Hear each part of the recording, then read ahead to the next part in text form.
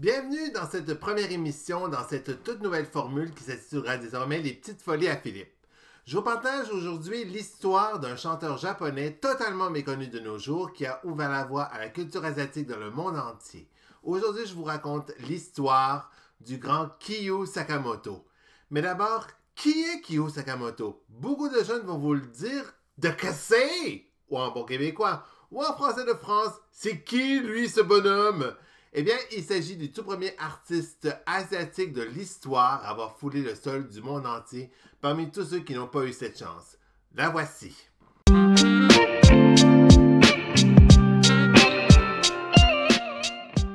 Sakamoto Kiyu-chan est né le 10 décembre 1941 à Kawasaki dans la préfecture de Kanagawa, d'un officier de cargo du nom d'Hiroshi Sakamoto et de sa seconde femme Iku. Il est le plus jeune des 9 enfants de son père. Il sera surnommé Kiyu-chan, le plus jeune des 9. Il y a également une seconde lecture alternative de son propre nom en langue kanji que veut dire Isaichi. À l'été 1944, durant les descentes en avion dans le Grand Tokyo, la mère de Kiyu va laisser ses 3 enfants à ses grands-parents maternels dans la campagne de Kazama dans la préfecture d'Ibaraki.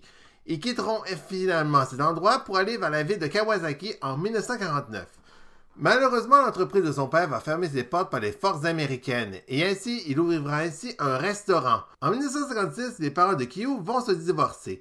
Sa mère va vouloir donner en adoption ses propres enfants encore mineurs incluant Kiyu et ils seront adoptés par le gouvernement de sa mère, Oshima. Le reste de sa famille garderont ainsi le nom de la famille de son père, Sakamoto. À ce moment, n'ayant rien à faire, Kiyu apprendra la guitare à son école secondaire et bientôt il commencera également à chanter. Lorsqu'en 1958, Sakamoto, avec d'autres étudiants de sa classe, lanceront leur propre groupe musical des Drifters, cependant, les membres de son groupe refusent à Kiyu de chanter ses propres pièces, mais il faisait détacher de ce groupe. Ce déclenchement se fera lors du Carnaval de l'Ouest au Nishijiki Hall. Après ce tour de chant, le groupe partira en querelle et Sakamoto quitte finalement le groupe. Pendant une partie de sa jeune carrière, il retourne étudier et va bientôt rentrer à l'université. Il se joindra à un autre groupe musical de sa classe de musique à l'université, les Danny-Ida and Paradise King. Il remplace ainsi Hiroshi Mizuhara comme chanteur, mais cette interprétation fera des débordements. Il quitte à nouveau ses études et quitte l'école. En 1959, il reçoit son premier contrat de disque avec la compagnie de disques JVC Records et lancera son tout premier single, Kanashiki Roku Jisei, en 1960, et ce sera un immense succès. Ils auront un nombre incalculable de succès jusqu'à ce qu'il quittera à nouveau son ancienne maison de disques pour tenter d'aller voir vers son compétiteur Toshiba. Et finalement, 2 ans après, il lancera son tout premier grand succès lors de sa grande carrière solo, le très célèbre hymne d'amour Ue o Muite Oriko. Cette chanson fut composée par Rokusuke Ai, Ashidai Nakamura. La chanson fut pour la première fois jouée lors du programme japonais Yume de Aimasho, sur les ondes de la chaîne télé japonaise NHK. Cette chanson fut un immense succès et sortira en vinyle rouge le 15 octobre 1961. La chanson est restée longtemps dans les palmarès jusqu'en 1962, 3 mois après sa sortie. Mais ce qu'il ne savait pas, c'est que débutera une envolée internationale lorsqu'un producteur français, Louis Benjamin, et celui d'une maison de disques britannique du nom de Pye Records, sera présent pour le voir et l'entendre lors de sa visite au Japon en 1963. Benjamin souhaite le ramener en Angleterre pour le signer sur son propre label. Le seul problème de tout ça, il trouve que le titre de la chanson japonaise semble trop dur à le dire pour des personnes qui ne sont pas japonaises et qui ne parlent pas la langue de Demetan. Il demande à raccourcir le titre de la chanson pour le faciliter à le dire, et ainsi le titre japonais change pour devenir à la place Sukiyaki, qui est plus facile à prononcer. Au départ, les compositeurs britanniques voulaient changer la consonance de l'instrumentation de la musique pour qu'elle sonne plus familière aux mœurs internationales par le musicien Canning Ball et son groupe de musique jazz. Lorsque le morceau Sukiyaki jouera en ondes à la radio britannique, le hit devient un véritable carton. La maison de disques HMV lancera la version originale japonaise qui se vendra beaucoup plus que la version réorchestrée par l'occasion. Le disque se vendra énormément beaucoup. Il arrivera à la 6e place du palmarès de vente d'albums les plus vendus de cette année-là. Et à la même année, la maison de disques américaine Capitol Records lancera le disque sur le sol nord-américain avec le titre alternatif et se vendra à plus d'1 million d'exemplaires et arrivera numéro 1 dans le Billboard Hot 100 des meilleurs singles les mieux vendus pendant 3 semaines en juin 1963. Le succès international de Sukiyaki amènera le jeune chanteur japonais à faire une tournée mondiale à travers le monde durant l'été 1963 jusqu'au début de la nouvelle année en 1964. Il voyagera dans bon nombre de pays internationaux dont les États-Unis et principalement dans l'île d'Hawaï, en Allemagne ainsi qu'en Suède. Au moment où il est aux États-Unis, il sera invité dans plusieurs shows américains et le 13 août 1963, il sera escorté à l'aéroport international de Los Angeles et sera l'invité au Steve Harton Show et la même année au Ed Sullivan Show.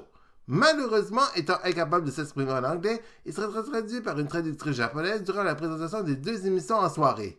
Malheureusement, son second hit, China Night, China no Yoru, tombera à la 58e place du palmarès. Son seul et unique album vendu en Amérique du Nord, Sukiyaki and Other Japanese Hits, arrivera à la 14e place du palmarès américain dans le Billboard Hot 100 et sera l'album pop le plus vendu durant 17 semaines d'affilée. Parmi ses nombreux hits, il refera, même en japonisera, un célèbre air enfantin connu en français, « Si tu aimes le soleil, tape des mains ». Il recevra un disque d'or par le Recording Industry Association of America, le RIA, par sa maison disque américaine Capitol, le 15 mai 1964 à l'hôtel Okura à Tokyo. Il apparaîtra également lors des Jeux olympiques de Tokyo en 1964 et même l'émission suédoise Island Orna retransmettra son concert directement du Japon. Par ailleurs, Kiyo Sakamoto ainsi que Aishidai Nakamura participeront au concours de chant international au Festival international de Concharo à Rio de Janeiro en 1968. Et en 1971, il mariera l'actrice japonaise Yukiko Kashiwagi. Il aura avec elle deux filles, Maiko et Hanako, qui suivra les pas de son père dans le chant dans les années 90. Cependant, la carrière de Kiyo Sakamoto ne va pas durer très longtemps, car en 1985, soit des années plus tard, il trouvera la mort dans un accident tragique sur le vol 123 de la Japan Airlines qui séparait Tokyo et Osaka, l'avion s'étant écrasé près du mont Osutaka à 100 km de Tokyo au Japon. L'avion tuera plus de 500 victimes sur 524. Seuls 4 survivants auront survécu à ce drame. Elles étaient toutes assises côte à côte dans la rangée 56. Yumi Oshiai, 25 ans, une hôtesse de l'air de la compagnie JAL coincée entre plusieurs sièges. Hiroshi Yoshizaki, une femme de 34 ans, et sa fille de 8 ans Mikiko, trouvées dans la section intacte de fuselage. Et une jeune fille de 12 ans, Keiko Kawakami, trouvée assise sur une branche au sommet d'un arbre. Selon la commission d'enquête japonaise sur les accidents aériens et ferroviaires, l'accident s'est déroulé pour 3 raisons. Numéro 1. L'appareil avait déjà été impliqué dans un précédent accident où la queue avait touché la piste au cours d'un atterrissage à l'aéroport d'Itami, le 2 juin 1978. Cet événement avait endommagé l'extrémité arrière du fuselage, particulièrement soumise à la pressurisation de la cabine en phase de croisière. Numéro 2. La réparation faite par la compagnie Boeing elle-même avait été mal conduite. Et numéro 3, lorsque la cloison arrière s'est rompue, la décompression explosive entraîna la destruction des 4 circuits hydrauliques et l'arrachage de la dérive. Sans ces circuits, l'appareil était incontrôlable. Les pilotes tentent de maîtriser l'appareil pendant environ 32 minutes par la seule poussée dissymétrique des 4 moteurs. C'est comme ça que l'accident avait eu lieu. Le chanteur Kiyo Sakamoto ainsi que le banquier japonais Akihisa Yukawa, père de violoniste Diana Yukawa, faisaient partie des victimes. Même si cet accident est aujourd'hui ignoré parmi les plus grands accidents d'avion qui ont suivi, cette tragédie reste en surpan. Un des artistes japonais qui fut oublié parmi les autres de l'histoire de la musique aux États-Unis dans le monde entier. L'héritage de Kiyo Sakamoto. Même si sa carrière n'a pas été comme les autres Asiatiques aujourd'hui, l'héritage de Kiyo Sakamoto n'a pas été laissé en suspens, contrairement à ce qu'on peut imaginer. Déjà, en 1981, le groupe américano-nippon A Taste of Honey reprit en anglais la fameuse pièce de Kiyo Sakamoto en 1981. Cette reprise anglophone fut reprise dans les années 90 par le boys band R&B 4PM en version a cappella en 1995. La reprise de A Taste of Honey de la pièce japonaise de Kiyo Sakamoto sera transformée par les artistes du hip-hop américain, dont Slick Rick et Doggin Fresh sur la chanson Laddi Daddy en 1985, jusqu'à Will Smith avec So Fresh avec Slick Rick en 1999. Au Québec, la chanson fut traduite en français directement du japonais par la regrettée chanteuse québécoise Margot Lefebvre, puis dans les années 70 par Claude Valade à cette époque. Dans les années 70, Ronnie Simard, lors de son voyage au Japon, refera la célèbre pièce de Kiyo Sakamoto dans sa langue japonaise lors du Festival de la chanson de Tokyo, où il gagnera la première position du concours. Elle fut même traduite en espagnol par la regrettée artiste américano-mexicaine Selena dans son premier album espagnol en 1989. Et en 2019, le regretté DJ Avicii en fera un sample dans sa dernière pièce Freak, retravaillée par le DJ Bonds après sa mort. Et l'héritage de Kiyo a laissé des traces vers de nouveaux artistes nippons qui ont suivi ses traces à l'international, dont Utada Hikaru, le groupe kawaii metal Baby Metals et le groupe rock japonais One Ok Rock.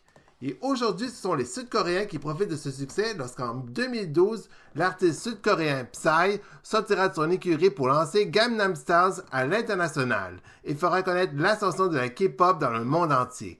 Et en 2016, ce sont les boys bands et les girls bands sud-coréennes qui feront lever les foules avec au départ Girl Generation, puis aujourd'hui avec des groupes tels que BTS et Blackpink qui sont maintenant des grandes stars internationales découvertes grâce à la génération YouTube, Instagram et TikTok.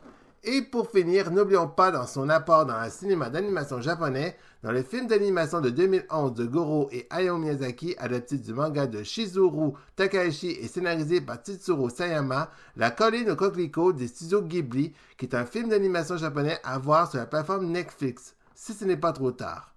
Bref, sans l'apport de Kiyo Sakamoto, la musique asiatique, que ce soit en coréen ou en japonais, n'aurait été rien sans lui. Bref, où qu'il soit dans le ciel, arigato gozaimasu, Kiyo-chan, pour avoir fait connaître votre musique japonaise à tout le monde entier. Voilà, j'espère que cette chronique vous a plu. Si vous avez envie de découvrir sa musique, vous pouvez aller sur Spotify pour découvrir sa discographie qui compte plus de 94 hits à écouter, ou sinon les 9 premières chansons à entendre absolument. Je vous remercie d'avoir vu cette vidéo et j'espère continuer dans cet élan. C'était ma première chronique en changeant de trajectoire de ce que je faisais d'habitude et j'espère continuer de l'avant. Je vous remercie de votre attention et à très bientôt pour une nouvelle folie.